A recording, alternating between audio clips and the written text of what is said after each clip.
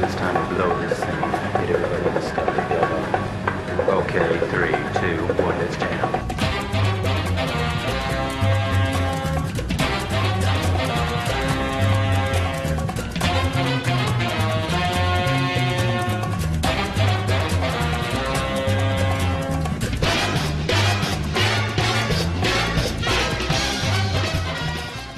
The year is 2071. After a disastrous lunar gate explosion that turned most of Earth's surface into a barren wasteland, civilization shot to the stars. Towering cities have spread across the solar system, and the darkest corners of the hottest planets are home to the most dangerous criminals. Bounty hunters are relied on to curb crime from Venus and Mars to Tijuana, which is now an asteroid. But Spike Spiegel doesn't really care about that. He's just in the game to blow off some steam. Bad move. You punk! An ex-mafia hitman, he teams up with ex-cop and dedicated hipster Jet Black on board the Bebop to start a new life as a bounty hunter. Along the way, they pick up cheeky Welsh corgi Ein, a sexy con woman who calls herself Faye Valentine, and a little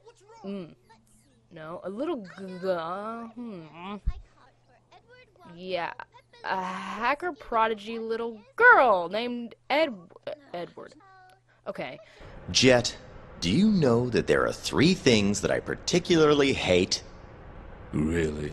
Kids, animals, and women with attitudes. So tell me, Jet, why do we have all 3 of them neatly gathered in our ship? They work as a team, catching just enough baddies to keep food on the table.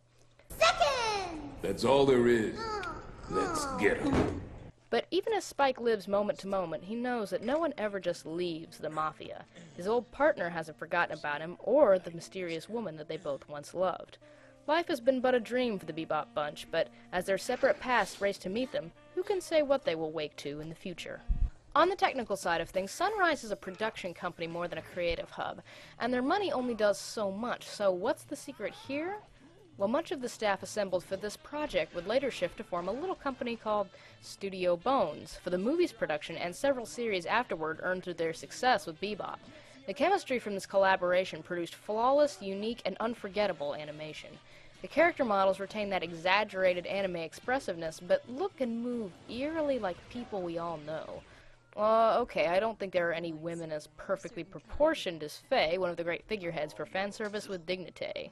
But Spike's martial arts displays are stunningly organic and lifelike, and Ein's adorable mannerisms recall that of a real animal, and not the cartoon mascots we're used to in anime. This is also the show that defined the possibility that an English dub could outshine the Japanese, even for hardcore purists. Whenever I ask dub haters if there are any dubs they like, no matter what the answers are, the first one is Cowboy Bebop. While the writing was always crafty and stylized from the get-go, and there's nothing wrong with the original Japanese, the very fact that famous seiyuu like Koichi Yamadera and Megumi Hayashibara are completely outshined by anybody should be a big heads up. Stephen Bloom keeps Spike callously cool and yet warmly funny. Wendy Lee gives Faye both sass and sensitivity. Bo Billingsley adds the paternal touch to his gruff Jet, and Melissa Fawn always makes Ed's weirdness lovable, where Ed's seiyuu often could not. It's a hard task. The dozens of episodic characters of all ages, races, and social backgrounds are culturally diverse, believable, and perfectly cast as well. These nuanced performances are especially important in light of the fact that everyone on Bebop has a tendency to say one little thing and mean something completely different. You sing off key. This is a peculiarity of writer Keiko Nobumoto that also transferred over into his next masterwork, Wolf's Rain. Both were potential disasters for their trademark nuance, but directed in English by Mary McGlynn are some of the most interesting and flawless dubs out there, so I hope they give her everything he writes in the future. Did I skip anything else worth mentioning?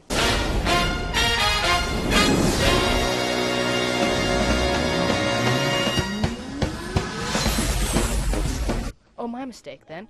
The music is the greatest integration of instrumentation and soulful sound into any anime made before or since.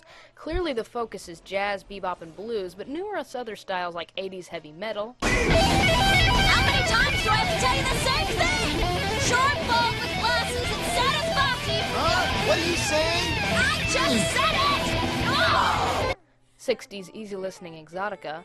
Lay your heart Lay your soul upon my magic carpet now. And even 70s blaxploitation funk make a cameo.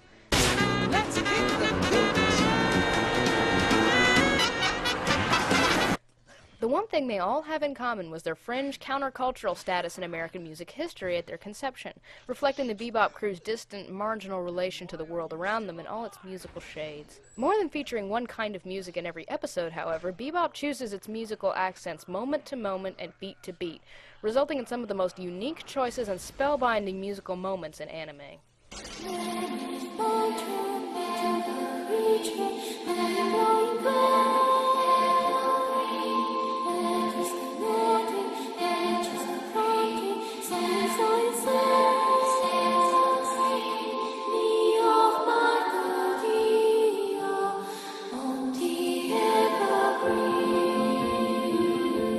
Saying the show has a great soundtrack is not entirely true. Listen to the soundtrack without the show, and it honestly doesn't sound like much, with the exception of its greatest themes. From the lilting sax over a frozen bar on Jupiter to the spaghetti western whistle of YMCA Cowboy Andy, the soundtrack needs the animation because, well, the music is really the story.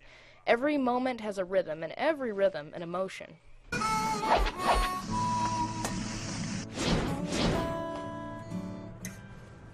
Remove the incredible elements of style, and the story of Bebop is really pretty average.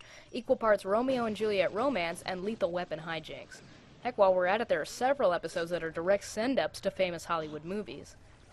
This is a moot point, though, because it's almost impossible to imagine the story by itself. The story is the music, after all, and together they add depth to a deceptively simple idea. Bebop claims to be a genre unto itself, and so defies the idea of breaking a series into plot and filler like so many other anime require.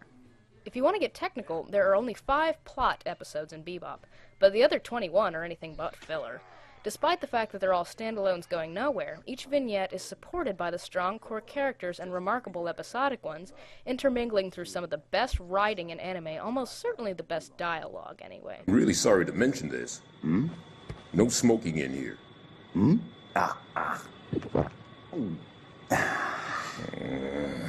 Spike and company start out as stereotypes on fun adventures, but their pasts and true colors are peeled away layer by layer through every episode, eventually building them into complex, believable human beings who can carry just 5 plot-based episodes, often with minimal dialogue, with the depth and intrigue you don't see in most 26-episode runs. The series is also filled with classical themes about human nature and the odd loneliness of companionship that Spike manages to sum up into bite-sized catchphrases.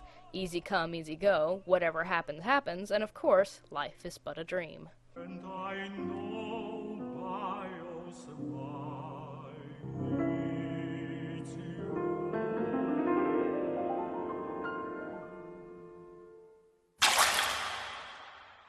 The final result, while not exactly an upper like the rest of the series, is largely considered one of the most fitting ends to an anime series, and almost every episode leading up to it is excellent and unforgettable.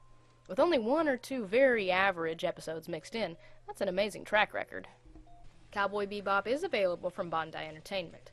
A couple manga series based off the anime, one a collaboration of extra stories by several writers and illustrated by Yutaka Nanten, and the other an alternate retelling known as Cowboy Bebop Shooting Star by Kane Kuga, are both available from Tokyo Pop. The Cowboy Bebop movie, which works as a feature-length TV episode with an even higher budget, is available from Sony Pictures, and unlike many other anime movies, it does not disappoint. I highly recommend it to anyone who liked the series. Say your prayers.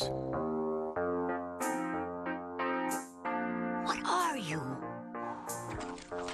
Just a humble bounty hunter, ma'am. Rumor has it also that Fox wants to make a live-action movie from the series that should be out in a year or 2. Well, I'm sure it won't be all that bad. Ah! No! Oh no, Cowboy Bebop... I don't smoke. How obvious is that?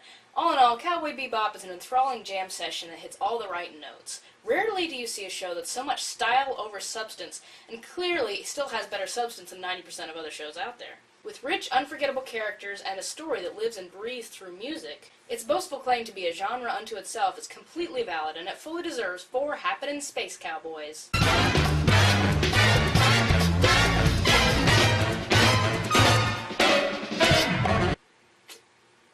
Out of 4. This is not a Gateway Drug Award, this is the Gateway Drug Award, so when in doubt, go to the Bebop. The real fight for love.